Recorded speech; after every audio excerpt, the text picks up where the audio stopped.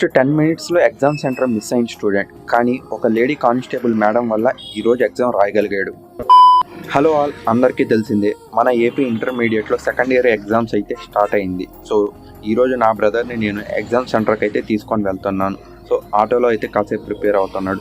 ఇంకా ఇలా ఈ ప్రిపరేషన్ అయ్యే టైంలోని ఇంకా అలా నడుచుకుంటూ ఎగ్జామ్ సెంటర్కి అయితే వెళ్ళిపోయాం. ఎగ్జామ్ సెంటర్ దగ్గర చాలామంది క్రౌడ్ ఉన్నారు. పేరెంట్స్, స్టూడెంట్స్ అందరూ ఎగ్జామ్ టెన్షన్లోనే ఉన్నారు. ఆ టైంలో ఇంకా నా బ్రదర్ని నేను కాసేపు పక్క నుండి తర్వాత వెళ్ళొచ్చులే అని చెప్పి అన్నాను. ఇంకా అలా వెళ్ళాక ఆ టైంలో ఒక స్టూడెంట్ కన్ఫ్యూజ్ అంటూ రాంగ్ సెంటర్కి అయితే వచ్చాడు. ఎగ్జామ్ స్టార్ట్ అవ్వడానికి 10 or 15 మినిట్సే ఉంది. అప్పుడే అక్కడున్న లేడీ కానిస్టేబుల్ అమ్మ తన పర్సనల్ స్కూటీ మీద ఆ స్టూడెంట్ యొక్క సిచ్యువేషన్ అర్థం చేసుకొని తనని కరెక్ట్ ఎగ్జామ్ సెంటర్ లొకేషన్కి అయితే తీసుకొని వెళ్ళింది.